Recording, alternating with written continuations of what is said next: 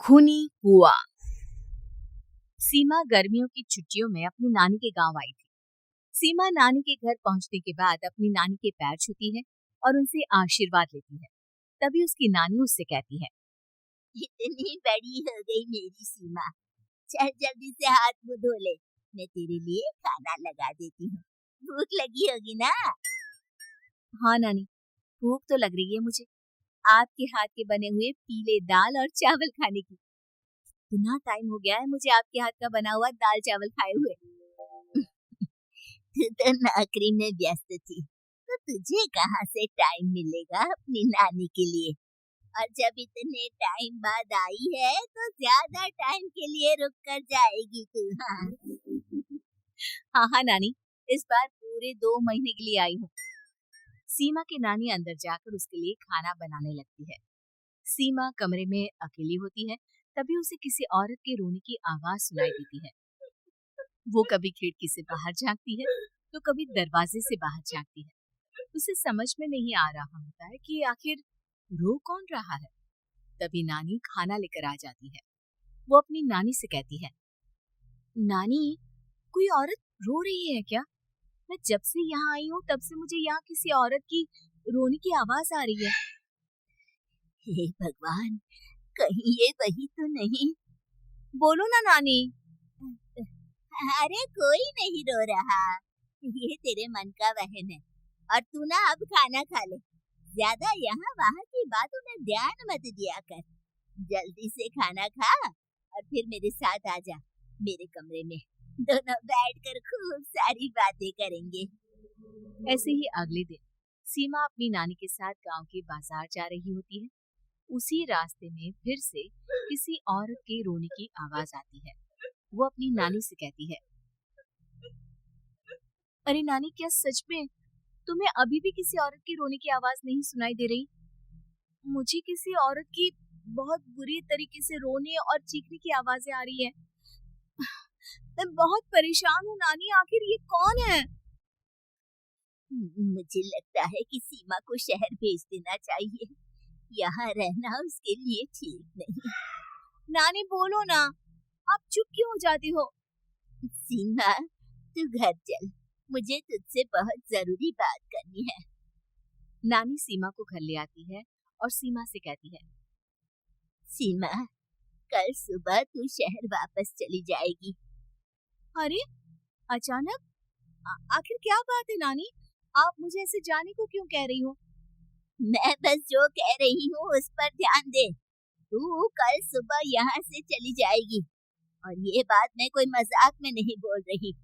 तू कल जाएगी तो मतलब जाएगी। अरे नानी, चली जाऊंगी मैं, ठीक है, पर आखिर बात क्या है ये तो बता दो। मम्मी से कोई बात हुई है या फिर मुझसे कोई गलती हुई है जो तुम मुझे अचानक से जाने के लिए बोल रही हो? देख सीमा, रात बहुत हो चुकी है और मुझे इस बारे में कोई बात नहीं करनी। चल, अब चल के मेरे साथ सो जा। सुबह की बस पकड़कर तुझे शहर भी तो जाना है। सीमा को अपनी नानी का ऐसा व्यवहार देखकर बहुत ही अजीब लगता है। उसे कुछ समझ में नहीं आ रहा होता है कि आखिर उसकी नानी उसे अचानक से गांव छोड़कर जाने के लिए क्यों कह रही है। ये सारी बातें सोचते सोचते सीमा की आंख लग जाती है और वो अपनी नानी के साथ सो जाती है। ऐसे ही आधी रात को सीमा को फिर से किसी औरत की रोने की आवाज सुनाई देती है। वो उस औरत की आवाज सुनकर बार बार करवटें बदल रही होती है और तभी उसे सपने में भी एक अजीब सी औरत की परछाई दिखाई देती है, जो इतना चीख चीख कर रो रही होती है कि सीमा डरकर उठ जाती है। वो पूरे पसीने पसीने हो रही होती है। वो अपने आसपास देखती है तो घर में बिल्कुल शांति का माहौल होता है। सीमा घबरा जाती है। वो अपनी नानी को जगाने की कोशिश करती है मगर उसकी नानी नहीं जगती। सीमा को फिर से उस औरत की रोने की आवाज सुनाई देती है। आखिरकार सीमा अपने आप को रोक नहीं पाती और वो घर का दरवाजा खोलकर बाहर निकलती है। आखिर ये माजरा क्या है? आज तो मैं पता करके रहूंगी। अब आवाज का पीछा करते हुए सीमा आधी रात को गांव की चौपाल के पास बने कुएं के पास पहुंच जाती है, जहां कुएं की चारों ओर बेड़ियां लगी होती हैं। उन बेड़ियों में लगे हुए ताले के साथ एक लाल रंग का कपड़ा और माता रानी का कलावा बंधा होता है। उस कुएं में से सीमा को किसी के रोने की आवाज आती है। सीमा परेशान हो जाती है। इस कुएं में कौन है? कौन है यहाँ? सुनो, कौन है? कौन रो रहा है? वो चिल्ला चिल्ला कर पूछती है और साथ ही लोगों को जगाने की कोशिश करती है, मगर किसी को भी उसकी आवाज सुनाई नहीं देती। अब सीमा खुद उस कुएं के पास की बेड़ियों और तालों को खोलने की कोशिश करती है और किसी तरह कुछ देर की मशक्कत के बाद सीमा उसको खोल भी देती है। और जैसे ही वो कुआं खोलकर उसके अंदर झांकती है, सीमा उस कुएं में गिर जाती है। इतने में उसकी नानी की नींद भी खुल जाती है और सीमा को पास ना देखकर नानी परेशान हो जाती है। नानी घबराकर पूरे घर में उसे ढूंढने की कोशिश करती है, जिसके बाद उसकी नानी और सभी लोग उस खूनी कुएं के पास जाते हैं और सीमा की नानी कुएं के पास खड़ी होती है। सभी गांव वालों और सीमा की नानी को सीमा के चिल्लाने की आवाज आती है, बचाओ, कोई मुझे बचाओ।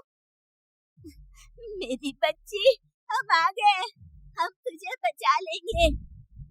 नानी, मुझे यहाँ बहुत डर लग रहा है। यहाँ इंसान की कटी हुई मुंडिया, हाथ, पैर और कंकाल है और खून भी है। नानी, मुझे डर लग रहा है। आप सब मेरी मदद कीजिए, नहीं तो ये खूनी कुआं मेरी बच्ची को भी खा जाएगा। अरे मुझे तो ये समझ में नहीं आ रहा कि आखिर इस खूनी कुएं को खोला किसने।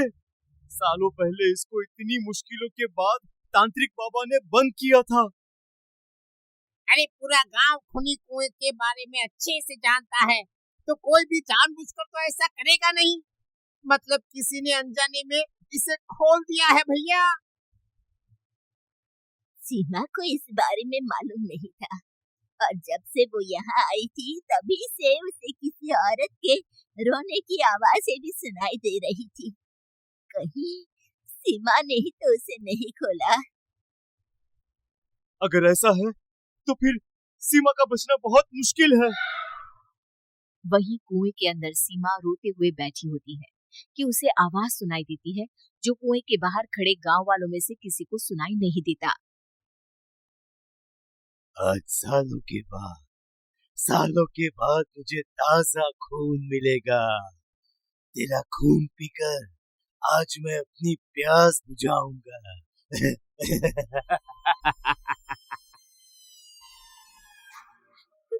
कौन है? कौन है? मत मारो प्लीज, मुझे जाने दो प्लीज। मैंने किसी का क्या बिगाड़ा है? वो तुझे मरने के बाद पता चल ही जाएगा। जितने में गांव वाले और सीमा की नानी कुछ सोच पाते, उतने में उन्हें सीमा के चिल्लाने की आवाज आती है और अगले ही पल सब शांत हो जाता है। क्या हुआ? सीमा, मेरी बेटी। माफ करना बहन, लेकिन अब सीमा वापस नहीं आएगी। हमें एक बार फिर से कुएं को बंद करना होगा। गांव वाले तभी तांत्रिक को बुलाकर लाते हैं। एक बार फिर अपनी शक्ति से तांत्रिक बाबा उस कुएं को हमेशा हमेशा के लिए बंद कर देते हैं और वहां एक बोर्ड लगा दिया जाता है कि यहाँ आना मना है।